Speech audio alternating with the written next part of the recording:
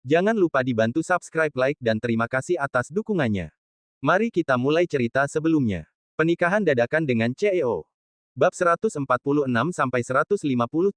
Dulu, kakaknya yang selalu melindunginya. Namun sekarang, setelah dia sudah dewasa dan mampu, giliran dirinya yang melindungi kakaknya. Olive. Odelina buru-buru meraih adiknya dan berkata, jangan pergi. Luka kakak cuma sedikit luka luar. Dia juga nggak bisa melakukan apa-apa. Aku mengejarnya dengan membawa pisau sampai melewati beberapa blok. Dia sampai ketakutan setengah mati. Aku yakin dia nggak akan berani memukuliku lagi ke depannya, kakak, kekerasan dalam rumah tangga itu hanya ada nggak pernah atau berkali-kali. Dia sudah berani memukul kakak. Kalau kita nggak memberi pelajaran padanya, dia nggak akan takut dan akan berbuat kasar lagi padamu nanti, jangan pernah menoleransi kekerasan dalam rumah tangga. Kakak tahu, makanya kakak juga nggak mau kalah dan memukulinya.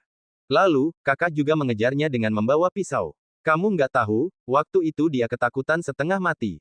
Kedua kakinya sampai gemetaran. Orang-orang pada bilang, pasangan suami istri kalau bertengkar pertama kali, kita harus menang. Kakak menang, kalaupun dia ingin bersikap kasar padaku lagi nanti, dia juga akan memikirkan akibatnya.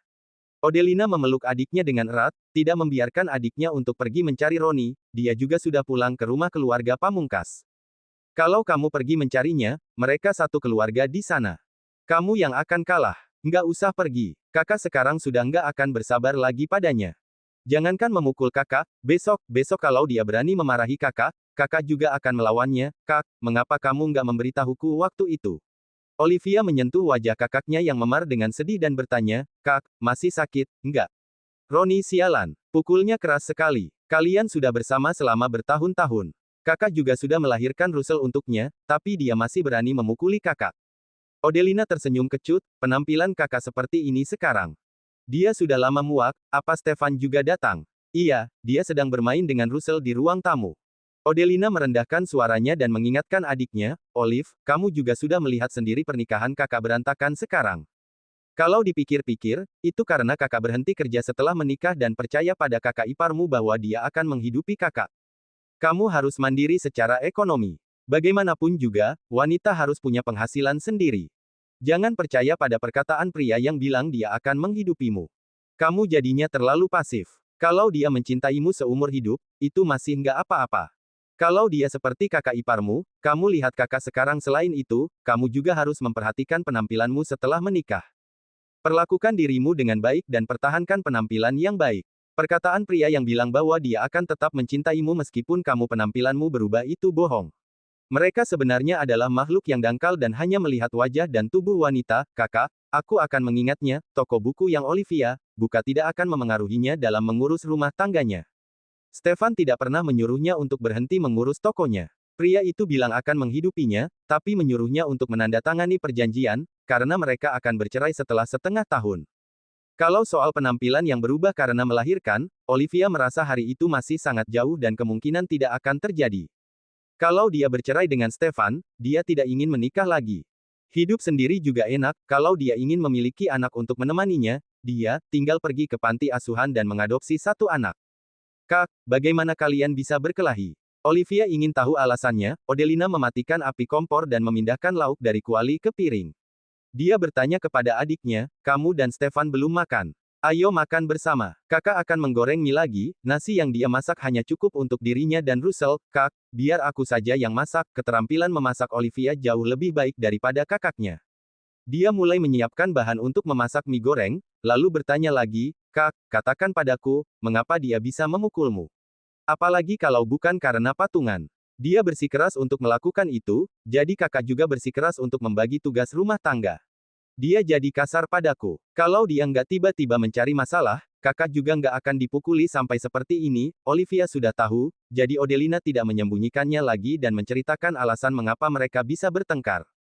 Olivia memaki kakak iparnya lagi. Kakaknya melarangnya untuk mencari kakak iparnya itu, tetapi dia memutuskan untuk pergi mencari pria itu setelah makan malam. Dia harus menunjukkan sikapnya sebagai keluarga dari pihak istri, dia akan memusuhi semua orang yang berani menyentuh kakaknya. Lanjut cerita bab 147. Olivia dan Odelina sudah hidup bersama selama bertahun-tahun. Odelina sangat mengenali adiknya dan tahu bahwa adiknya masih ingin membantunya melampiaskan amarahnya.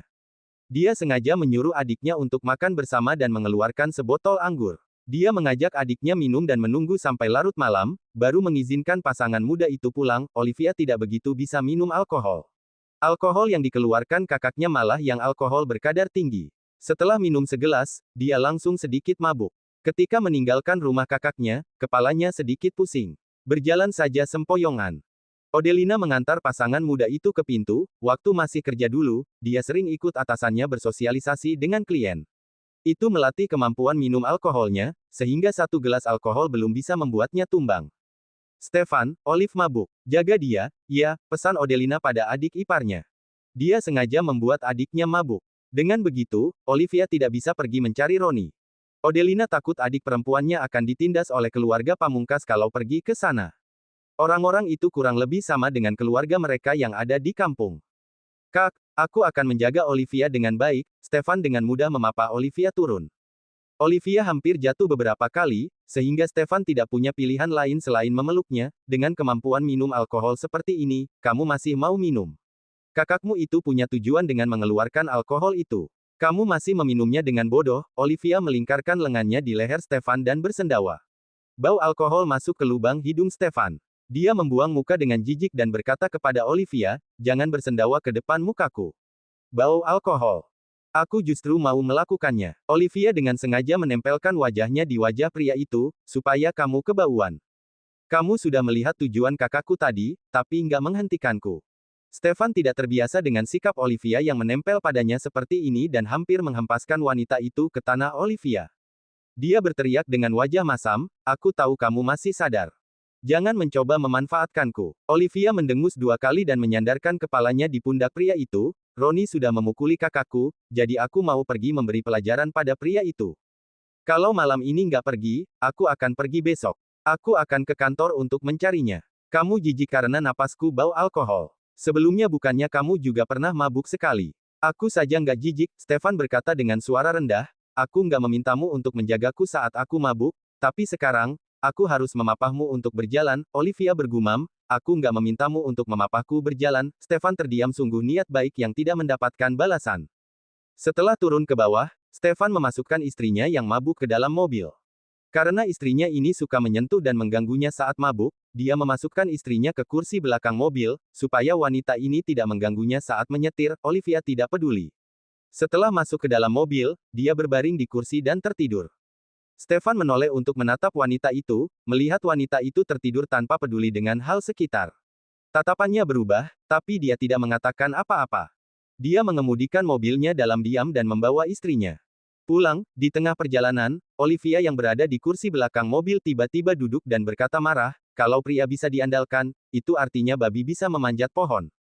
Setelah memaki seperti itu, dia berbaring lagi dan tidur dengan nyenyak. Stefan menoleh ke belakang untuk menatap wanita itu lagi. Setelah hening cukup lama, suaranya yang berat terdengar di dalam mobil, jangan samakan semua pria hanya karena satu orang. Orang itu ada banyak jenis. Memang ada beberapa pria yang nggak bisa diandalkan, tapi juga ada yang bisa diandalkan. Kalau dia jatuh cinta pada Olivia, dia pasti akan menjadi pria yang dapat diandalkan. Meskipun tidak ada cinta di antara mereka, dalam waktu 6 bulan ini, dia akan memenuhi tanggung jawabnya sebagai seorang suami. Wanita di kursi belakang mobil itu tidak menanggapi kata-katanya. Stefan juga tidak mengharapkan tanggapan dari wanita itu. Segera setelah itu, mereka sampai di Lotus Residence. Setelah memarkir mobil, Stefan keluar dari mobil, membuka pintu kursi belakang mobil, membungkuk, dan memanggil Olivia. Olivia, sudah sampai. Ayo turun. Lanjut cerita bab 148. Olivia bangun, duduk dan mengucek matanya dengan sikap kekanak-kanakan, lalu menatap Stefan tanpa berkedip. Tiba-tiba, dia mengulurkan tangannya ke arah pria itu. Matanya berbinar indah dan dia berkata dengan tegas, ganteng, gendong aku turun dari mobil, dong. Ekspresi di wajah Stefan menjadi muram. Dia mengulurkan tangan dan mengetuk dahi wanita itu dan berkata dengan suara dingin, aku peringatkan, iya. Jangan memanfaatkanku saat mabuk. Kamu itu mabuk, tapi belum mabuk sampai kehilangan akal sehat. Kamu sadar dan tahu jelas apa yang sedang kamu katakan dan lakukan saat ini. Olivia memang sadar.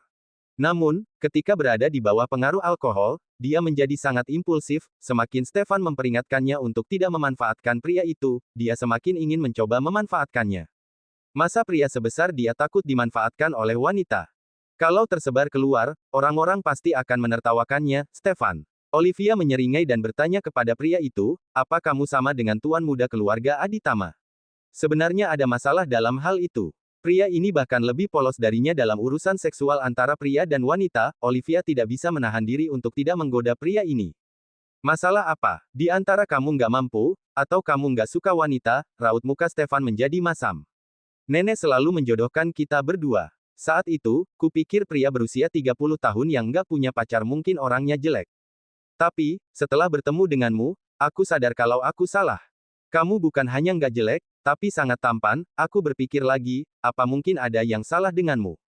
Petik 2. Olivia menyeringai, tangannya tidak bisa diam, membelai wajah pria itu dengan nakal. Stefan, apa kamu bisa melakukan kekerasan dalam rumah tangga?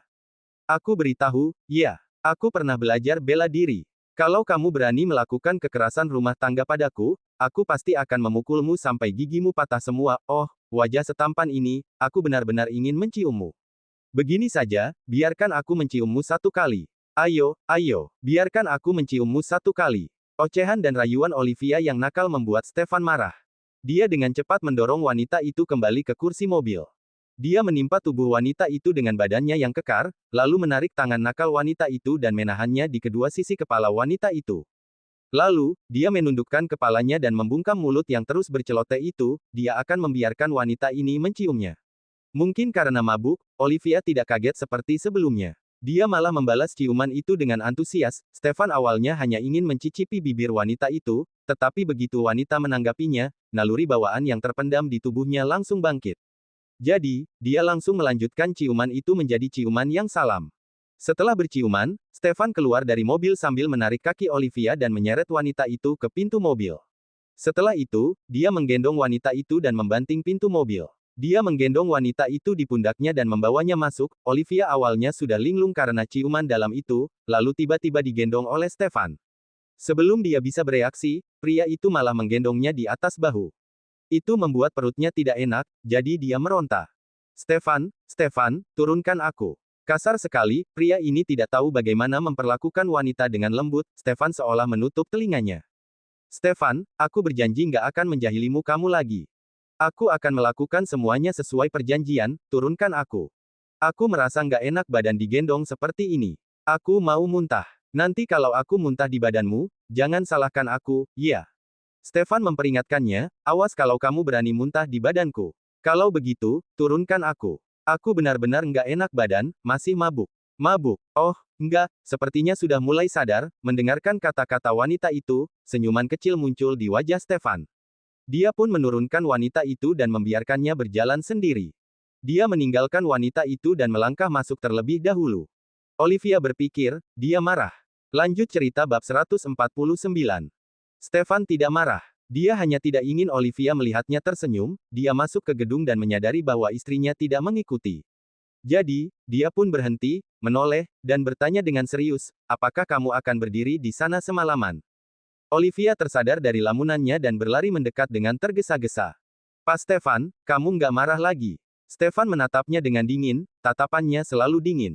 Dia mengulurkan tangannya untuk mengetuk dahi wanita itu lagi dan berkata, lain kali nggak boleh begitu lagi.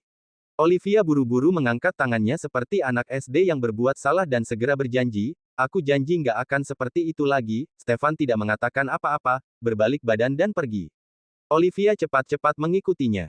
Olivia yang sudah tidak berada di bawah pengaruh alkohol, melihat punggung Stefan yang kekar dan menggumam dalam hati, nenek masih menyuruh aku untuk menggodanya lagi. Sikapnya yang dingin itu benar-benar membuatku nggak percaya diri untuk menggodanya, namun, menggoda pria itu sangat menyenangkan, dia hanya berani menggoda Stefan seperti ini setelah minum alkohol. Biasanya, dia paling-paling hanya berani menyentuh wajah pria itu. Bahkan kalaupun dia menyentuh wajah pria itu pasti akan menghindarinya seperti menghindari orang mesum, seolah-olah dia bukan sedang memegang wajah pria itu, tapi sedang melepaskan celananya. Sesampainya di rumah, Stefan langsung masuk ke dapur. Olivia tidak tahu apa yang pria itu mau lakukan, jadi dia bertanya. Namun, pria itu mengabaikannya. Dia pun berhenti mengganggu pria itu, berjalan ke balkon dan duduk di kursi ayun. Dia bersandar di kursi dan berjingkat, mengayunkan kursi itu dengan lembut. Namun, yang dia pikirkan adalah pernikahan kakaknya. Dia dan Stefan bisa dibilang menikah dengan kilat. Sebelum menikah, mereka sama sekali tidak mengenal satu sama lain. Setelah pernikahan kilat itu, keduanya saling menghormati satu sama lain seperti menghormati tamu. Mungkin karena mereka tidak terlalu dekat satu sama lain, makanya keburukan dan kekurangan mereka belum terungkap. Tak bisa dipungkiri, hidupnya masih lebih-lebih nyaman dari kakaknya, setidaknya, bagaimanapun Stefan memperlakukannya, dia tidak akan sedih. Karena dia tidak mencintai pria itu. Namun, kakak dan kakak iparnya sudah saling mencintai selama bertahun-tahun, baru menikah. Kakaknya bilang dia sudah tidak punya perasaan lagi pada kakak iparnya, tapi sebenarnya pasti masih ada perasaan. Belum lagi, mereka memiliki Russell. Olivia teringat bagaimana kakak dan kakak iparnya begitu saling mencintai dulu. Apa pernikahan benar-benar kuburan cinta? Hanya dalam waktu 3 tahun, kakak iparnya berani melakukan kekerasan rumah tangga pada kakaknya. Olivia, suara Stefan terdengar dari dalam rumah. Pikiran Olivia sedang yang mengembara kembali ke kenyataan, dia menanggapi panggilan itu, kemudian mendengar Stefan berkata, aku membuatkanmu sup untuk menghilangkan rasa mabukmu. Masuk dan minumlah, lalu pergi ke kamar dan tidur. Kalau ada yang ingin dibicarakan, besok saja. Stefan tahu Olivia sangat menyayangi kakaknya dan ingin membantu kakaknya melampiaskan amarahnya. Namun, hari sudah larut malam dan wanita itu sedang mabuk. Stefan tidak ingin berbicara dengan wanita itu di saat seperti ini. Olivia diam saja. Dia tidak menyangka pria itu ke dapur untuk membuatkan sup untuknya. Dia bangkit, meninggalkan balkon, dan masuk ke rumah. Pernikahan dengan pria ini, asalkan mereka tidak menggunakan perasaan, mereka akan bercerai setelah setengah tahun. Setelah itu, keduanya akan berpisah dan tidak akan ada hubungannya lagi satu sama lain. Dengan pemikiran seperti itu, Olivia memperingatkan diri sendiri, dia tidak boleh menggunakan alasan mabuk untuk menggoda Stefan lagi. Biarkan mereka terus menjadi pasangan yang saling menghormati. Stefan meletakkan semangkuk sup di atas meja makan. Melihat Olivia masuk, dia berkata dengan dingin, supnya aku taruh di sini. Cuci mangkuknya setelah kamu meminumnya. Setelah mengatakan itu, pria itu berbalik badan dan pergi ke kamarnya. Seperti biasa, pria itu mengunci pintu dari dalam. Tidak hanya mencegahnya untuk mengintip, tetapi juga menolaknya untuk masuk. Lanjut cerita bab 150. Setelah beberapa menit, Olivia bergumam, kamu pikir aku ingin masuk ke kamarmu? Kalau suatu hari nanti kamu memohon padaku untuk masuk ke sana, aku juga nggak akan masuk. Namun, ketika memikirkan bahwa dia juga mengunci pintu setiap kali masuk ke kamarnya, Olivia berhenti menggerutu. Ini semua adalah dampak dari pernikahan kilat. Setelah menghabiskan sup yang dibuatkan Stefan untuknya, Olivia pun pergi ke kamarnya untuk beristirahat. Malam itu pun berlalu, saat Olivia bangun keesokan harinya, matahari sudah tinggi di atas langit. Dia mengambil ponselnya yang ada di meja samping tempat tidur dan melihat sudah jam 7 lewat. Dia yang biasa bangun pagi jarang sekali tidur sampai jam segini. Dia biasanya bangun sekitar jam 6 pagi, ini pasti karena alkohol yang dia minum semalam. Untungnya, kepalanya tidak sakit ketika bangun, dia hanya merasa sangat lapar. Dia merasa sangat kasihan pada kakaknya semalam. Ketika makan di rumah kakaknya, dia tidak banyak makan. Dia jadi semakin lapar sekarang. Dia mengganti bajunya dalam waktu sesingkat mungkin, mandi dan beres-beres, lalu keluar dari kamar. Ketika dia ingin berbelok ke dapur untuk membuat sarapan, dia melihat sudah ada sarapan yang diletakkan di atas meja. Sarapan favoritnya, berbagai jenis camilan kecil. Stefan keluar dari dapur dengan 2 mangkuk bubur. Melihat Olivia sudah bangun, dia berkata dengan datar, waktu aku bangun, aku menat kamu belum bangun. Jadi, aku membeli sarapan dan membawanya pulang. Aku juga memasak bubur sendiri, kupikir kamu yang buat sendiri. Olivia hampir memuji pria itu karena memiliki bakat untuk menjadi koki, ternyata beli di luar. Olivia sangat lapar, jadi dia tidak sungkan-sungkan lagi dengan suaminya. Dia duduk, mengambil sumpit, dan mulai memakan pangsit udang terlebih dahulu. Rasanya enak, belinya bukan di restoran di dekat sini, kan? Biasanya ada restoran yang menjual sarapan pagi yang juga menjual pangsit udang, tapi rasanya masih kalah, tidak seenak yang dijual di restoran yang khusus menyediakan dimsum. Aku pergi ke Mambera Hotel untuk membelinya. Dimsum di Mambera Hotel terkenal dengan variasi yang banyak dan rasanya yang enak. Kupikir, kalau mau makan, makanlah yang terbaik. Sebenarnya, Stefan menyuruh pengawalnya untuk pergi ke hotel dan membelinya. Iya, pikiranmu sama denganku. Prinsipku juga seperti itu kalau makan. Kalau mau makan, pilih yang terbaik. Olivia mencicipi bubur yang dimasak oleh Stefan dan berpikir rasanya enak. Dia berkata sambil tersenyum, Pak Stefan, aku nggak menyangka kamu punya potensi untuk menjadi koki. Stefan tidak menjawab. Setelah mereka cukup kenyang, Stefan tiba-tiba berkata, Olivia, jangan pergi temui kakak iparmu dulu hari ini, kenapa? Kamu harus bertanya pada kakakmu dulu, apa dia masih ingin melanjutkan pernikahannya dengan kakak iparmu. Jika mereka berdua masih ingin hidup bersama, sebagai ipar, kamu nggak boleh pergi menemui kakak iparmu dan memberi pelajaran padanya. Anggap saja semua itu nggak pernah terjadi. Kamu harus bertanya terlebih dahulu. Meskipun kamu sangat dekat dengan kakakmu, tapi kakakmu yang akan hidup dengan kakak iparmu. Kalau kamu pergi mencari masalah ke sana dan bertengkar hebat dengannya, bagaimana mereka akan hidup bersama lagi nanti? Atau, kalau mereka berbaikan nanti, kamu akan menjadi orang jahat dalam pernikahan mereka. Kakakmu akan menyalahkanmu karena telah memberi pelajaran pada kakak iparmu. Pernikahan Stefan dengan Olivia adalah pernikahannya yang pertama. Dia juga tidak punya pengalaman dalam membina pernikahan. Namun, dia pernah mendengar ada pasangan berkelahi dan keluarga istri turun tangan untuk membela. Setelah itu, hubungan mereka jadi tidak bisa kembali seperti semula. Waktu bercerai, yang wanita malah menyalahkan keluarganya. Karena wanita itu tidak pernah berpikir untuk bercerai, tangan Olivia yang ingin mencapit dimsum berhenti. Apa yang dikatakan Stefan memang tidak enak didengar, tapi masuk akal. Kakaknya pernah bilang mau bercerah, tapi tidak mengungkitnya sekarang. Dia juga tidak tahu apakah kakaknya benar-benar sudah memutuskan untuk bercerai. Dengan temperamennya, kalau dia menemui Roni, dia bisa saja akan memukul pria itu untuk memberi pelajaran pada pria itu. Kalau dia melukai Roni, apa kakaknya akan tidak tega? Lanjut cerita bab 151. Aku juga bukannya nggak mau kamu membantu kakakmu melampiaskan amarahnya. Kalau hubungan kakakmu dan kakak iparmu benar-benar sudah berakhir dan nggak ada ruang untuk kembali bersama lagi, aku pasti akan mendukungmu untuk pergi ke rumah kakak iparmu itu dan memberinya pelajaran. Olivia makan dengan cemberut dan berkata, apa yang kamu katakan masuk akal. Aku akan mengendalikan emosiku dan nggak akan pergi memberi pelajaran pada pria itu. Tapi, dia tetap harus diberi peringatan. Jangan sampai keluarga Pamungkas mengira kakakku nggak punya keluarga, jadi menindasnya seenaknya. Melihat Olivia mendengarkan nasihatnya, Stefan tidak mengatakan apa-apa lagi. Setelah makan dengan kenyang, mereka duduk sebentar, kemudian keluar bersama. Stefan tahu Olivia sangat mengkhawatirkan kakaknya, jadi sebelum mengantar Olivia ke toko, dia berbelok untuk pergi ke rumah Odelina terlebih dahulu, supaya Olivia bisa melihat keadaan kakaknya. Olivia merasa tersentuh, dia baru memperingatkan dirinya sendiri tadi malam, untuk tidak menggoda Stefan lagi. Setelah Stefan bersikap pengertian seperti itu padanya, dia membuang peringatan itu jauh-jauh dari benaknya. Junia bilang, Stefan orangnya sangat baik. Selagi mereka masih berstatus suami istri, dia seharusnya berusaha untuk mendapatkan pria itu. 1 bulan telah berlalu setelah perjanjian itu. Masih ada 5 bulan. Dia akan mencoba dan melihat apakah dia bisa menjalin hubungan dengan Stefan dan menjadi suami istri yang sebenarnya. Jangan sampai dia menyesal di kemudian hari, seperti yang dikatakan Amelia, kalau suka harus dikejar. Kalau tidak bisa didapatkan, setidaknya kamu pernah berusaha. Dengan begitu, dia juga tidak akan menyesal kalaupun tidak bisa mendapatkan tuan muda keluarga Aditama. Olivia melihat pohon keberuntungan yang dia berikan pada pria itu dan berkata dengan santai, pohon keberuntunganmu masih ada di dalam mobil, aku akan meletakkannya di mejaku setelah sampai di kantor nanti. Olivia tersenyum, kalau ada yang menanyakan, jangan lupa untuk merekomendasikan aku. Oke, Stefan langsung setuju. Dia akan meminta Reiki untuk memesan lebih banyak kerajinan tangan dari toko online Olivia. Reiki akan berkata, kenapa aku lagi?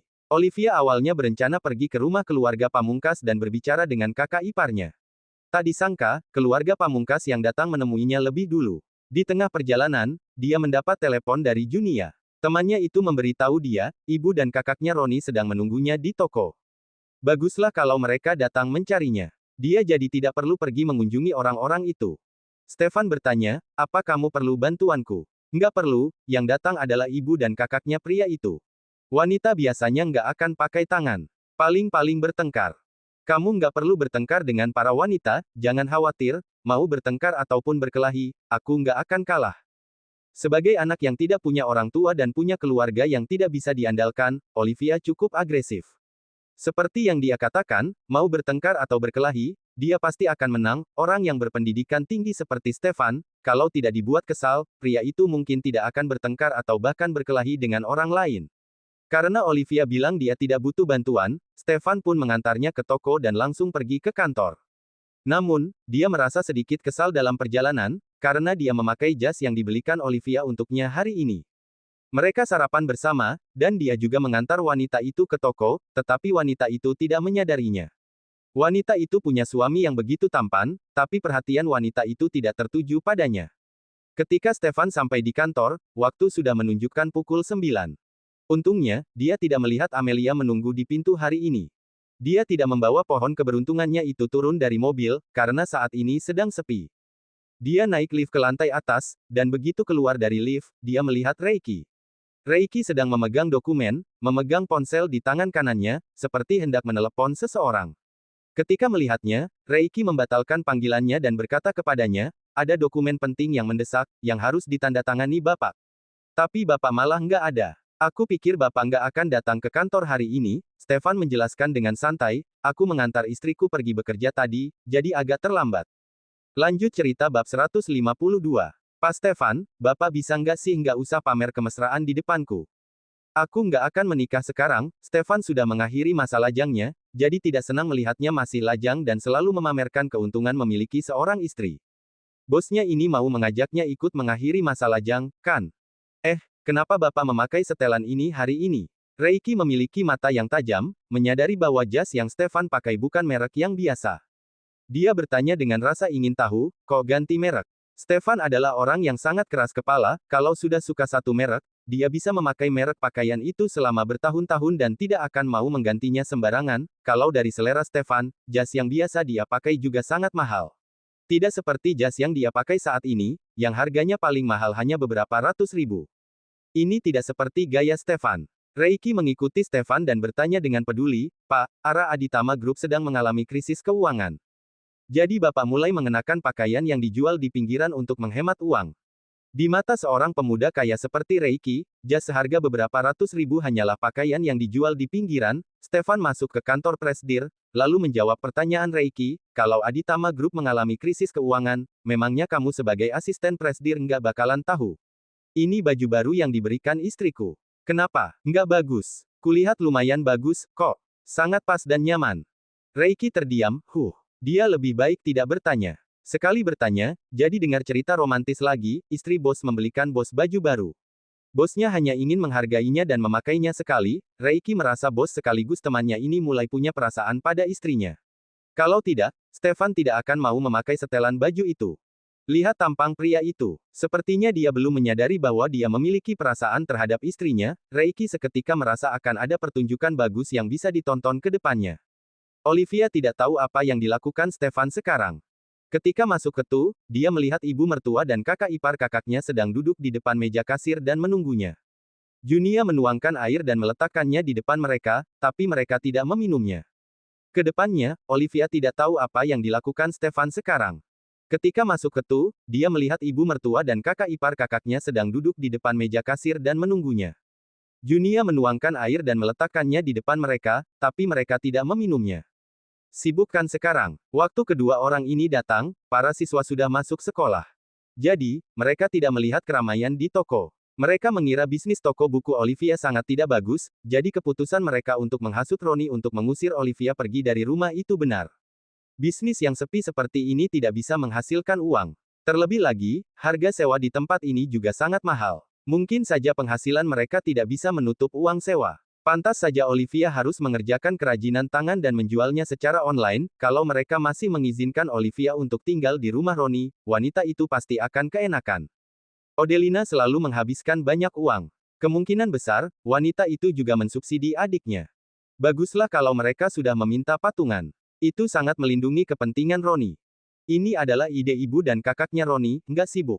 Ada apa, Tante? Olivia masih bersikap sangat sopan sampai sekarang. Apa yang dikatakan Stefan masuk akal. Kalau kakaknya masih ingin melanjutkan pernikahannya dengan Roni, dia tidak boleh berkelahi dengan keluarga pamungkas. Kalau tidak, kakaknya akan serba salah, kakaknya Roni berkata dengan marah, kami mencarimu ke sini tentu saja karena ada urusan. Kakakmu memukuli Roni. Apa pendapatmu tentang ini? Lanjut cerita bab 153. Mendengar perkataan kakaknya Roni, Olivia rasanya tidak bisa menahan amarah yang ada di hatinya lagi, namun, dia masih bersikap anggun dan tidak memukul meja di depan wanita itu. Dia berjalan ke mesin kasir dengan santai, duduk dan menatap wanita itu, lalu bertanya, Kak, kamu bilang kakakku memukul Kak Roni. Apa kamu melihatnya? Apa kakakku yang mulai duluan? Apa Kak Roni nggak pernah membalas? Memangnya Kak Roni dipukuli sampai seperti apa? Apa dia masuk rumah sakit? Wanita itu berkata dengan muka tebal, memangnya kenapa kalau Roni yang mulai duluan? Kakakmu itu memang harus diberi pelajaran. Roni memang sudah ingin memberinya pelajaran hari itu, tapi karena kamu membawa suamimu ke sana, dia masih berusaha menghormati kakakmu. Kami juga membujuknya, makanya dia nggak melakukannya. Semua perbuatan kakakmu itu, pria mana yang nggak akan menamparnya? Kakakmu salah dan pantas dipukuli oleh suaminya. Dia masih berani melawan. Bahkan memukuli Roni sampai babak belur. Adikku itu sudah beberapa hari nggak berani pulang ke rumah. Olivia, kamu memang lebih kecil beberapa tahun dari kakakmu, tapi kamu sudah menikah sekarang, jadi kamu juga sudah punya tanggung jawab sendiri. Kamu adalah keluarga kakakmu. Kami hanya bisa membicarakan masalah ini denganmu. Kamu harus menyuruh kakakmu itu untuk memberikan hadiah tebusan atas perbuatannya. Wanita itu harus pergi ke rumah kami dan meminta maaf pada Roni dan menulis surat jaminan bahwa dia nggak akan memukuli Roni lagi, lalu jemput Roni pulang. Olivia dan Junia tercengang mendengar perkataan kakak Roni itu. Olivia tahu wanita ini memang jenis manusia yang aneh. Sebelumnya, kakaknya pernah curhat padanya tentang hal ini. Tampaknya, wanita ini memang jenis manusia yang paling aneh, dia sangat marah sampai tertawa. Kedua wanita itu tidak memberi Olivia kesempatan untuk berbicara. Setelah kakak Roni selesai berbicara, ibunya melanjutkan, Olivia, apa yang dikatakan dia masuk akal. Istri keluarga mana yang sudah nggak mau bekerja, juga nggak mau memasak di rumah. Roni harus pergi bekerja dan sibuk dengan pekerjaannya. Setelah sibuk sepanjang pagi, dia nggak bisa makan siang ketika pulang. Dia masih harus memasak sendiri. Apa bedanya dengan pria bujangan? Cicilan rumah, biaya rumah tangga, semuanya dibayar oleh Roni. Kakakmu hanya menjaga anak di rumah, nggak perlu melakukan hal lain. Russell juga anaknya baik. Kakakmu itu hanya bersantai di rumah. Hidupnya sudah enak seperti itu, tapi dia masih nggak tahu diri dan masih mau berkelahi dengan Roni. Roni memiliki beban yang besar. Nggak apa-apa kalau dia nggak bisa membantu, tapi dia makan nggak mau masak sekarang dan membiarkan Roni kelaparan. Wajar saja kalau Roni marah. Siapapun akan marah kalau diperlakukan seperti itu. Roni juga terpaksa mengajak patungan. Kamu lihat sendiri kakakmu itu borosnya. Seperti apa? Sehari bisa menghabiskan 2 juta lebih. Dia pikir uang Roni datang ditiup angin. Keluarga kecil mereka hanya terdiri dari 3 orang. 100 ribu sudah cukup untuk membeli sayuran untuk 1 hari. Sebulan paling hanya butuh 3 juta, tapi Roni memberinya 6 juta.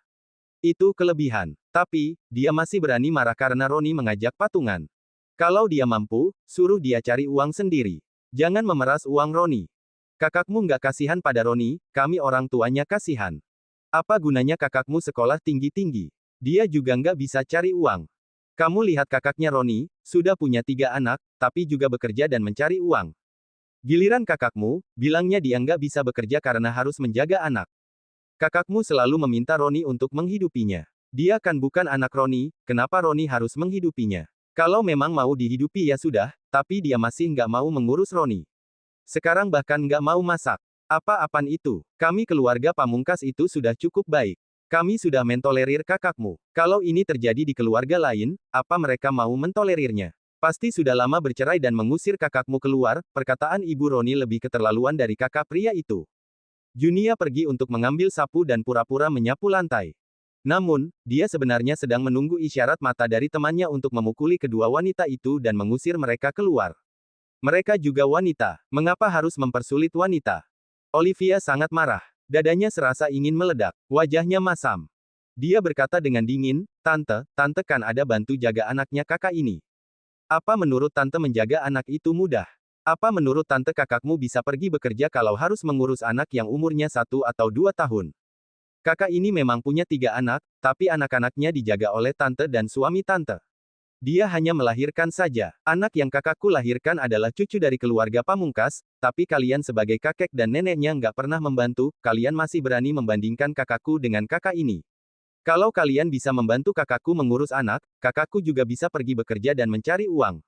Sebelum kakakku menikah, penghasilannya lebih tinggi dari Kak Roni. Cerita bersambung.